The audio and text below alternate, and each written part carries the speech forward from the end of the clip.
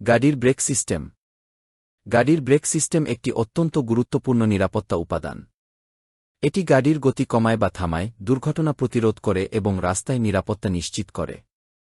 Break সিস্টেমের প্রধান উপাদান: ১. ব্রেক প্যাডেল, পায়ে চাপ দিয়ে সিস্টেম চালু করা হয়। ২. মাস্টার সিলিন্ডার, প্যাডেলের চাপকে হাইড্রোলিক চাপে রূপান্তর করে। ৩. ব্রেক লাইন, ব্রেক ফ্লুইড চাকায় পৌঁছায়। ৪. ব্রেক ক্যালিপার, ব্রেক প্যাড ধরে রাখে এবং চাপ প্রয়োগ করে।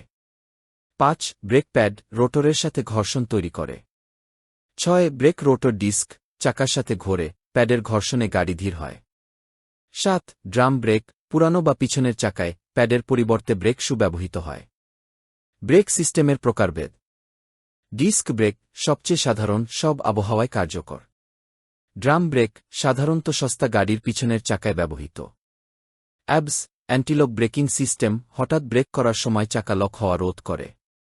সাধারণ ব্রেক সমস্যা: চিৎকার বা ঘর্ষণের শব্দ, নরম বা স্পঞ্জি ব্রেক প্যাডেল, গাড়ি একদিকে টানা, ড্যাশবোর্ডে সতর্কীকরণ আলো জ্বলা।